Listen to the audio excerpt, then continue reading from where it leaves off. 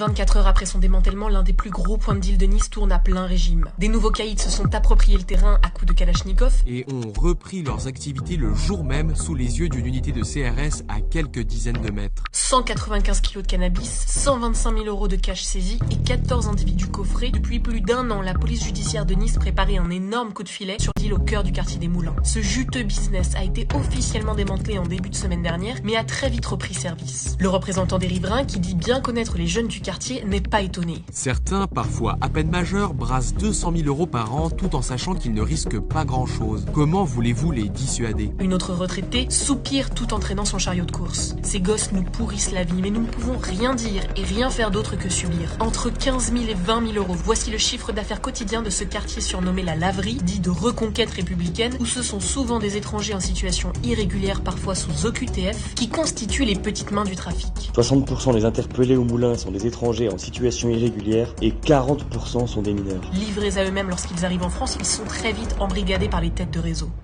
Les policiers, eux, estiment surtout qu'il est presque impossible d'enrayer durablement le trafic, vu cette démocratisation de la demande. Heureusement, ces trafics n'ont pas encore fait de mort au Moulin. Pour l'instant, ce ne sont que des escarmouches et des intimidations, contrairement à Marseille où les choufs sont tués net à coups de 7,62. Pour l'instant, ils se ratent, mais ils vont finir par se professionnaliser sur le modèle marseillais. Une seule solution s'impose selon la mairie pour que le point de deal mette définitivement la clé sous la porte, la destruction de l'immeuble concerné. Même si le président de l'association des riverains en est certain, les réseaux vont déménager car ils s'adaptent toujours.